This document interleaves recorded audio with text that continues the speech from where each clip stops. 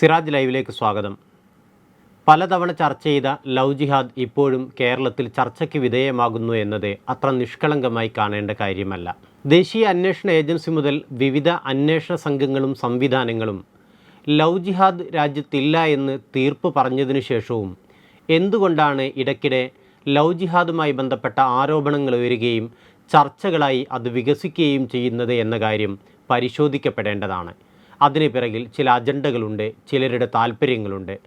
ആ താല്പര്യങ്ങൾ സംരക്ഷിക്കുന്നതിന് വേണ്ടി ചിലരുടെ അജണ്ടകൾ കേരളത്തിലേക്ക് നടപ്പാക്കുന്നതിന് വേണ്ടിയുള്ള മനഃപൂർവമായ എടുത്തുചാട്ടമാണ് ലവ് ജിഹാദുമായി ബന്ധപ്പെട്ട ചർച്ചകളെന്ന് പ്രാഥമിക അന്വേഷണത്തിൽ നിന്ന് തന്നെ മനസ്സിലാക്കാവുന്ന കാര്യമാണ്. ആരുടെ അജണ്ടയാണ് ലവ് ജിഹാദിലൂടെ നിർവഹിക്കപ്പെടുന്നത് എന്നാണ് പരിശോധിക്കപ്പെടേണ്ടത്. ആരാണ് അത് ഉന്നയിക്കുന്നത് എന്നതിനേക്കാളേറെ പ്രധാനം ആരുടെയെല്ലാം താല്പര്യങ്ങളെയാണ് ആ വിവാദം മുന്നോട്ട് വയ്ക്കുകയും ആരുടെയെല്ലാം താല്പര്യങ്ങളെയാണ് അത് സംരക്ഷിക്കുകയും ചെയ്യുന്നത് എന്നതാണ്. അതുകൊണ്ട് ആരാണ് ഇപ്പോൾ ചർച്ച ഉന്നയിച്ചത് എന്നത് പ്രസക്തമായി കാണേണ്ട കാര്യമല്ല. ആരുന്നയിച്ചാലും ശരി, അവർ മറ്റു ചിലരുടെ ഉച്ചഭാഷിണിയായോ കൈക്കോടാലിയായോ പ്രവർത്തിക്കുകയാണ് എന്ന കാര്യത്തിൽ ആർക്കും സംശയമുണ്ടാകേണ്ടതില്ല. 2009 മുതൽ ഇന്ത്യയിൽ ലവ് ജിഹാദുമായി ബന്ധപ്പെട്ട വിവിധ അന്വേഷണങ്ങൾ നടക്കുന്നുണ്ട്. ആ അന്വേഷണങ്ങളിൽ മുഴുക്കയും കണ്ടെത്തിയ ഒരു കാര്യം ലവ് ജിഹാദ് രാജ്യത്തില്ല എന്നത് തന്നെയാണ്. വിവിധ സമുദായങ്ങളിലെ പെൺകുട്ടികളെ പ്രണയം നടിച്ച് മതം മാറ്റി തീവ്രവാദ പ്രവർത്തനങ്ങൾക്കും മറ്റും ഉപയോഗിക്കുന്നു എന്നതാണ് ലവ് ജിഹാദിൻ്റെ വക്താക്കൾ അതിൻ്റെ നിർവചനമായി പറയാറുള്ളത്. കേരളത്തിലെന്നല്ല, ലോകത്തെവിടെയും വിവിധ മതവിഭാഗങ്ങളിൽപ്പെട്ട ആളുകൾ പ്രണയിക്കുകയും ആ പ്രണയത്തിൻ്റെ സാക്ഷാത്കാരത്തിന് വേണ്ടി ചിലപ്പോഴെങ്കിലും മതം മാറുകയും ചെയ്യാറുണ്ട്. അതൊരു പുതിയ കാര്യമല്ല. അങ്ങനെ മതം മാറിയെങ്കിലേ വിവാഹം ചെയ്യൂ എന്ന് പുരുഷന്മാർ ശഠിക്കുന്നിടത്ത് പലപ്പോഴും സ്ത്രീകൾ അതിന് വശംവദരാവുകയും അതുകൊണ്ട് തന്നെ പ്രണയവുമായി ബന്ധപ്പെട്ട മതം മാറ്റങ്ങളിൽ കൂടുതൽ എണ്ണം സ്ത്രീകളുടേതായി തീരുകയും ചെയ്യുന്നു എന്നതും സ്വാഭാവികമാണ്. ഇവിടെ ഈ പ്രശ്നം ചർച്ച ചെയ്യപ്പെടുന്ന സമയത്ത് PC ജോർജ് എന്ന് പറയുന്ന BJPയുടെ ശബ്ദമായ ഏറ്റവും കടുത്ത വർഗീയ വിദ്വേഷ പ്രചാരണങ്ങളിലൂടെ നമ്മുടെ സാമൂഹിക മണ്ഡലത്തെയും രാഷ്ട്രീയ മണ്ഡലത്തെയും മലീമസപ്പെടുത്തിക്കൊണ്ടിരിക്കുന്ന വ്യക്തി, അയാളുടെ മകൻ ഷോൺ ജോർജ് വിവാഹം ചെയ്തത് ഹൈന്ദവ കുടുംബാംഗമായ ജഗദീഷ് ശ്രീകുമാറിൻ്റെ മകൾ പാർവതിയെയാണ്. പക്ഷേ പാർവതിക്ക് തൻ്റെ പ്രണയം സാക്ഷാത്കരിക്കുന്നതിന് വേണ്ടി പാരമ്പര്യ മതത്തെ കൈയൊഴിയേണ്ടി വരികയും ക്രൈസ്തവ മതത്തിലേക്ക് ചേക്കേറുകയും അൽഫോൻസ എന്ന പേര് സ്വീകരിക്കേണ്ടി വരികയും ചെയ്തു. മതം മാറിയെങ്കിലേ ഈ വിവാഹം നടക്കുകയുള്ളൂ എന്ന് PC ജോർജ് ശഠിച്ചു എന്ന് ജഗദീഷ് ശ്രീകുമാർ അതേക്കുറിച്ച് പിന്നീട് പറയുന്നതും നമ്മൾ കേട്ടതാണ്. ഇങ്ങനെ പ്രണയ സാക്ഷാത്കാരത്തിൻ്റെ പേരിൽ നിർബന്ധിച്ചു തന്നെയും ചിലപ്പോഴെങ്കിലും മതം മാറ്റങ്ങൾ കേരളത്തിൽ നടന്നിട്ടുണ്ട്. ഒരുപക്ഷെ ഇന്ത്യയിലെമ്പാടും ഇത്തരം മതം മാറ്റങ്ങൾ നടക്കുകയും ചെയ്യുന്നുണ്ടാകാം. പക്ഷേ എന്തുകൊണ്ടാണ് കേരളത്തിൽ മാത്രം ഇത് ഇടയ്ക്കിടെ ഉയർന്നു വരികയും അതൊരു വലിയ വിവാദവും ചിലപ്പോഴെങ്കിലും വലിയ തർക്കങ്ങളുമായി വികസിക്കുകയും ചെയ്യുന്നത്? എന്തുകൊണ്ടാണ് ക്രൈസ്തവ സഭ പോലും ഉത്തരവാദിത്വ ബോധത്തോടു കൂടി ആ വിഷയത്തെ അഡ്രസ്സ് ചെയ്യുകയോ അതിൽ പ്രതികരിക്കുകയോ ചെയ്യാത്തത്? ഈ അടുത്ത ദിവസം PC ജോർജ് നടത്തിയ പരാമർശങ്ങളോട് അനുകൂലമായാണ് ക്രൈസ്തവ സഭ, വിശിഷ്യ കത്തോലിക്ക സഭ പ്രതികരിച്ചത് എന്ന കാര്യവും ഇതോട് ചേർത്ത് വായിക്കേണ്ടതാണ്. എന്താണ് കത്തോലിക്ക സഭയുടെ ഇക്കാര്യത്തിലുള്ള താല്പര്യമെന്നാണ് അന്വേഷിക്കേണ്ടത്. ഇന്ത്യയിൽ ഹിന്ദുത്വ ഫാഷിസമാണ് മുസ്ലിം വിരുദ്ധമായ അജണ്ടകളുമായി പ്രവർത്തിച്ചു കൊണ്ടിരിക്കുന്നത്. അവരുടെ ആഭ്യന്തര ഭീഷണികൾ ഒന്ന് മുസ്ലിങ്ങളാണ്, 2 ക്രൈസ്തവരാണ്, മൂന്നാമത്തേത് കമ്മ്യൂണിസ്റ്റുകളാണ്. എന്ന് പറഞ്ഞാൽ മുസ്ലിങ്ങൾക്ക് പിറകെ ക്രൈസ്തവരെയും അതിന് പിറകെ കമ്മ്യൂണിസ്റ്റുകാരെയും ഹിന്ദുത്വ ഫാഷിസം വേട്ടയാടും എന്ന കാര്യത്തിൽ യാതൊരു സംശയവുമില്ല. എന്നിട്ടും എന്തുകൊണ്ടാണ് ഇപ്പോൾ ഹിന്ദുത്വ ഫാഷിസം ക്രൈസ്തവരെ ചിലപ്പോഴെങ്കിലും വെറുതെ വിടുകയും മറ്റു ചില സ്ഥലങ്ങളിൽ മാത്രം ആക്രമിക്കുകയും ചെയ്യുന്നത്? മണിപ്പൂരിൽ കഴിഞ്ഞ 1.5 വർഷമായി ക്രൈസ്തവർക്കെതിരായ ആക്രമണം നടന്നുകൊണ്ടിരിക്കുന്നു. രാജ്യത്തിൻ്റെ വിവിധ ഭാഗങ്ങളിൽ നിന്ന് സമാനമായ സംഭവങ്ങൾ റിപ്പോർട്ട് ചെയ്തുകൊണ്ടിരിക്കുകയാണ്. ഇക്കഴിഞ്ഞ ദിവസമാണ് രാജസ്ഥാനിലെ ഒരു പ്രദേശത്ത് നിന്ന് അവിടെയുള്ള കുടുംബങ്ങളിൽ മഹാഭൂരിപക്ഷത്തെയും ക്രൈസ്തവ മതത്തിൽ നിന്ന് ഹിന്ദു മതത്തിലേക്ക് പരിവർത്തിപ്പിക്കുകയും അവിടെയുണ്ടായിരുന്ന ക്രൈസ്തവ ചർച്ച് അപ്പടി ക്ഷേത്രമാക്കി മാറ്റുകയും ചെയ്തത്. ഇത്തരം സംഭവങ്ങൾ രാജ്യത്തിൻ്റെ വിവിധ ഭാഗങ്ങളിൽ നിന്ന് റിപ്പോർട്ട് ചെയ്യപ്പെടുമ്പോഴും കേരളത്തിലെ ചില ക്രൈസ്തവ മതമേലധ്യക്ഷന്മാർ ഹിന്ദുത്വ ഫാഷിസ്റ്റ് സംഘടനയ്ക്ക് RSSന് അനുകൂലമായ നിലപാട് സ്വീകരിക്കുന്നു എന്നത് ആരെയും അതിശയപ്പെടുത്തുന്ന കാര്യമാണ്. അതുകൊണ്ട് തന്നെ PC ജോർജിനെ പോലെ കൊടും വിദ്വേഷം പ്രചരിപ്പിച്ചുകൊണ്ടിരിക്കുന്ന ഒരാളെ പിന്തുണയ്ക്കാൻ ക്രൈസ്തവ സഭാ നേതാക്കന്മാരിൽ ഒരു വിഭാഗം തയ്യാറാകുന്നു എന്നത് അത്രയേറെ ഞെട്ടലോടുകൂടി കേൾക്കേണ്ട വാർത്തയൊന്നുമല്ല. അത് കഴിഞ്ഞ കുറച്ചു കാലങ്ങളായി അങ്ങനെ തന്നെയാണ് സംഭവിച്ചുകൊണ്ടിരിക്കുന്നത്. യഥാർത്ഥത്തിൽ കേരളത്തിൽ ലവ് ജിഹാദ് എന്ന് പറയുന്ന പ്രവർത്തനം നടക്കുന്നുണ്ടോ? 2009 കേരള ഹൈക്കോടതി തന്നെ ലവ് ജിഹാദ് ഇല്ല എന്ന് വിധി പുറപ്പെടുവിച്ചതാണ്. Justice M. ശ്രീധരൻ നമ്പ്യാരാണ് ആ വിധി പുറപ്പെടുവിച്ചിട്ടുള്ളത്. 2010 അയൽ സംസ്ഥാനമായ കർണാടകയിൽ ലവ് ജിഹാദുമായി ബന്ധപ്പെട്ട അന്വേഷണം നടക്കുന്നുണ്ട്. അവിടെ ചില ഹൈന്ദവ സംഘടനകൾ ലവ് ജിഹാദ് ആരോപിച്ചതായിരുന്നു പശ്ചാത്തലം. ആ അന്വേഷണത്തിലും കർണാടകയുടെ പോലീസ് കണ്ടെത്തിയത് ലവ് ജിഹാദ് പ്രവർത്തിക്കുന്നില്ല എന്നാണ്.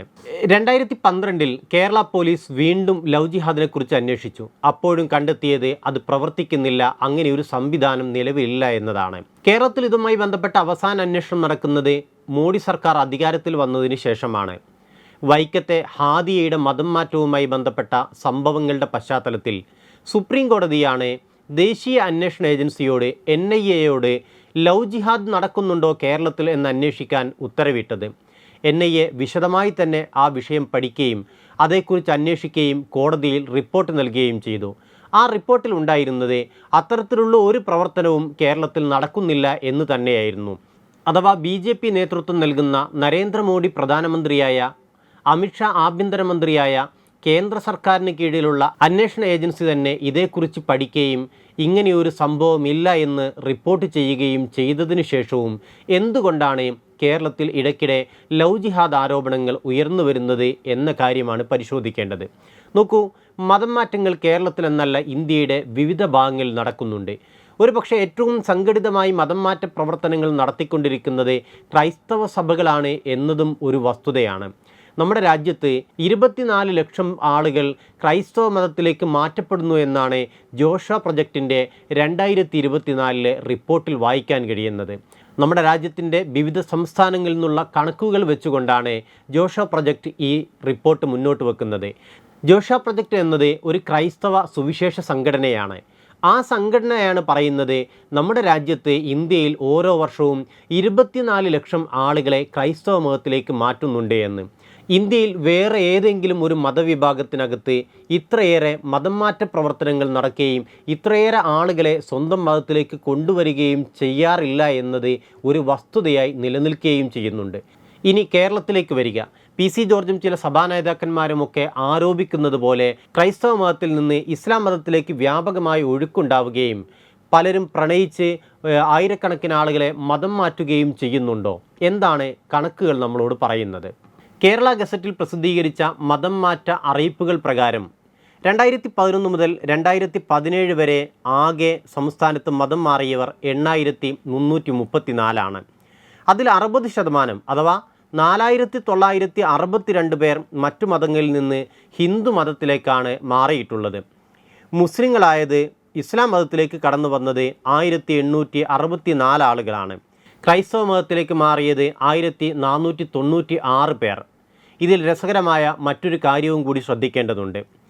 വിവിധ മതങ്ങളിൽ നിന്ന് ഹിന്ദു മതത്തിലേക്ക് മാറിയ ആളുകളുടെ എണ്ണം 4968 എന്ന് പറയുകയുണ്ടായി. അതിൽ 4756 ആളുകളും ക്രൈസ്തവ മതത്തിൽ നിന്നാണ് ഹിന്ദു മതത്തിലേക്ക് മാറിയിട്ടുള്ളത്. അങ്ങനെ ഹിന്ദു മതത്തിലേക്ക് മാറിയ ക്രൈസ്തവരിൽ 2244 പേരും സ്ത്രീകളാണ് എന്നതുകൂടി ഇതോട് ചേർത്ത് വായിക്കേണ്ടതാണ്. എന്തിനായിരിക്കാം ഇത്രയധികം സ്ത്രീകൾ ഹൈന്ദവ മതത്തിലേക്ക് മാറിയിട്ടുണ്ടാവുക? സ്വാഭാവികമായും എല്ലാവർക്കും കിട്ടുന്ന ഉത്തരം മതം മാറിയത് പ്രണയ സാക്ഷാത്കാരത്തിന് വേണ്ടിയാണ്, വിവാഹത്തിന് വേണ്ടിയാണ് എന്നതാണ്. ഇത്തരം മതം മാറ്റങ്ങൾ വ്യാപകമായി മറ്റു മതങ്ങളിലേക്ക് നടക്കുമ്പോഴും ഇസ്ലാം മതത്തിലേക്ക് മാത്രം മാറുന്നതിൻ്റെ കണക്കെടുത്ത് ആ കണക്കിനെ പെരുപ്പിച്ച് കാണിച്ച് ആ കണക്കിൻ്റെ പേരിൽ തീവ്രവാദം ആരോപിച്ച് മുസ്ലിം ചെറുപ്പക്കാരെ മുഴുവൻ സംശയത്തിൻ്റെ നിഴലിലാക്കുകയാണ് ഇവിടെ കുറച്ചു കാലമായി ചില ആളുകൾ ചെയ്തുകൊണ്ടിരിക്കുന്നത്. ഇനി 2020 കേരളത്തിലെ മതം മാറ്റത്തിൻ്റെ ഒരു കണക്ക് പറയാം. അതിനുശേഷമുള്ള കണക്ക് ലഭ്യമല്ല എന്നതുകൊണ്ടാണ് 2020 കണക്ക് പറയുന്നത്. ആ വർഷം ഹിന്ദു മതത്തിൽ നിന്ന് ക്രൈസ്തവ മതത്തിലേക്ക് മാറിയത് 111 ആളുകളാണ്. അതിൽ 60 സ്ത്രീകളാണ്, 51 പുരുഷന്മാരാണ്. ക്രൈസ്തവ മതത്തിൽ നിന്ന് ഹിന്ദു മതത്തിലേക്ക് മാറിയ ആളുകളുടെ എണ്ണം 209 അതിൽ 108 സ്ത്രീകളും 101 പുരുഷന്മാരും. ഹിന്ദു മതത്തിൽ നിന്ന് ഇസ്ലാം മതത്തിലേക്ക് ആ വർഷം മാറിയത് 111 പേർ. അതിൽ 72 സ്ത്രീകൾ, 39 പുരുഷന്മാർ. ക്രൈസ്തവ മതത്തിൽ നിന്ന് ശ്രദ്ധിക്കേണ്ട ഭാഗം ഇതാണ്. ക്രൈസ്തവ മതത്തിൽ നിന്ന് ആ വർഷം ഇസ്ലാമിലേക്ക് മാറിയ ആളുകളുടെ ആകെ എണ്ണം 33. അതിൽ സ്ത്രീകളുടെ എണ്ണം 19, പുരുഷന്മാരുടെ എണ്ണം 14. മറ്റ് കണക്കുകൾ ഇങ്ങനെയാണ്. ഇസ്ലാം മതത്തിൽ നിന്ന് ഹിന്ദു മതത്തിലേക്ക് ആ വർഷം മാറിയത് 32 ആളുകൾ. അതിൽ സ്ത്രീകൾ 22, പുരുഷന്മാർ 10. ഇസ്ലാം മതത്തിൽ നിന്ന് ക്രൈസ്തവ മതത്തിലേക്ക് മാറിയ ആളുകളുടെ എണ്ണം 8, സ്ത്രീകൾ 6, പുരുഷന്മാർ 2. ഹിന്ദു മതത്തിൽ നിന്ന് ബുദ്ധമതത്തിലേക്ക് ആ വർഷം മാറിയത് 2 ആളുകളാണ്, ഒരു പുരുഷനും ഒരു സ്ത്രീയും. ഇതാണ് 2020 കണക്ക്. നോക്കൂ, ആ വർഷം ക്രൈസ്തവ മതത്തിൽ നിന്ന് ഇസ്ലാമിലേക്ക് വന്ന ആളുകളുടെ എണ്ണം 33. അതിൽ 19 ആളുകളാണ് സ്ത്രീകൾ. ഇനി ആ 19നെ നമ്മളൊരു വാർഷിക ശരാശരിയായി കണക്കാക്കുക. അങ്ങനെയെങ്കിൽ നമ്മുടെ സംസ്ഥാനത്ത് 10 വർഷം കൊണ്ട് 190 സ്ത്രീകൾ ഇസ്ലാം മതത്തിലേക്ക് കടന്നു വന്നിട്ടുണ്ടാകും എന്ന് കണക്കാക്കാവുന്നതാണ്. ആ ശരാശരിയെ മുന്നിൽ വെച്ചാണെങ്കിൽ എവിടെ നിന്നാണ് മീനച്ചിൽ താലൂക്കിൽ നിന്ന് മാത്രം 400-ലേറെ പെൺകുട്ടികൾ ലവ് ജിഹാദിനിരയായി മതം മാറ്റപ്പെട്ടു എന്ന് PC ജോർജ് പറയുന്നത്? ചില ക്രൈസ്തവ സഭാ നേതാക്കൾ എങ്ങനെയാണ് അത്തരം വാദങ്ങളെ പിന്തുണയ്ക്കുകയും ചെയ്യുന്നത്? ലോകവ്യാപകമായി തന്നെ മിഷണറി പ്രവർത്തനങ്ങൾക്കും മതം മാറ്റ പ്രവർത്തനങ്ങൾക്ക് വേണ്ടിയും വലിയ തോതിൽ ഫണ്ട് വിനിയോഗിക്കുന്നത് ക്രൈസ്തവ സഭകളാണ്. നമ്മുടെ രാജ്യത്തും കേരളം ഉൾപ്പെടെയുള്ള വിവിധ സംസ്ഥാനങ്ങളിലും അവർ വിവിധ കാലങ്ങളിൽ നടത്തിയിട്ടുള്ള സേവന പ്രവർത്തനങ്ങളെ നിരാകരിച്ചുകൊണ്ടും നിഷേധിച്ചുകൊണ്ടുമല്ല ഇത് പറയുന്നത്.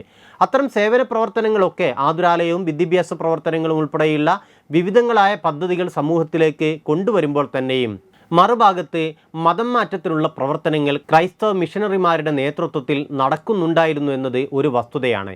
പക്ഷേ ഇസ്ലാമിലേക്ക് വളരെ കുറച്ച് ആളുകൾ കടന്നു വന്നതിൻ്റെ പേരിൽ വലിയ കോലാഹലങ്ങളുണ്ടാക്കുകയും ഈ നാട്ടിലെ മുസ്ലിം ചെറുപ്പക്കാരെ മുഴുവൻ സംശയത്തിൻ്റെ നിഴലിൽ നിർത്തുകയുമാണ് ക്രൈസ്തവ സഭാ നേതാക്കളിൽ ചില ആളുകളും PC ജോർജിനെ പോലുള്ള ചില വിഷവാഹകരായ രാഷ്ട്രീയ നേതാക്കളും ചെയ്തുകൊണ്ടിരിക്കുന്നത്. PC ജോർജ് പറയുന്നതിനെ നമുക്ക് അവഗണിക്കാവുന്നതാണ്.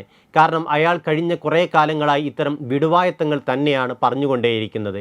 മുസ്ലിങ്ങൾക്കെതിരായി നിരന്തരമായി പ്രസംഗിക്കുകയും അതിൻ്റെ പേരിൽ കേസ് ചാർജ് ചെയ്യപ്പെടുകയും ചിലപ്പോഴെങ്കിലും ജാമ്യത്തിൽ ഇറങ്ങേണ്ടി വരികയും ചെയ്ത ആളാണ് PC ജോർജ്. പക്ഷേ PC ജോർജിനെ പോലെ വിഷവാഹകനായ ഒരാൾ നടത്തുന്ന പ്രസ്താവനകളെ ക്രൈസ്തവ സഭാ നേതാക്കളോ ക്രൈസ്തവ സഭാ സംഘടനകളോ എന്തിനാണ് ഏറ്റെടുക്കുന്നത് എന്ന കാര്യം ഗൗരവത്തിൽ ചർച്ച ചെയ്യേണ്ടതുണ്ട്. KCBC പോലുള്ള ഒരു മതസംഘടന അല്ലെങ്കിൽ സിനഡ് പോലുള്ള ക്രൈസ്തവ മതപുരോഹിതന്മാരുടെ പ്രധാനപ്പെട്ട കൂട്ടായ്മകൾ PC ജോർജിനെ പോലുള്ള ആളുകളുടെ ഭാഷയിൽ സംസാരിക്കുകയോ ആ ഭാഷയ്ക്ക് പിന്തുണ നൽകുകയോ ചെയ്യുന്നത് നമ്മുടെ നാട് കാലങ്ങളായി അനുവർത്തിച്ചു വരുന്ന മതസൗഹൃദ സമീപനത്തെ തുരങ്കം വെക്കുന്നതാണ് എന്ന് മാത്രം സൂചിപ്പിക്കുന്നു. മറ്റൊരു വിഷയവുമായി വീണ്ടും കാണാം. waytonikah.com, the exclusive Muslim matrimonial site.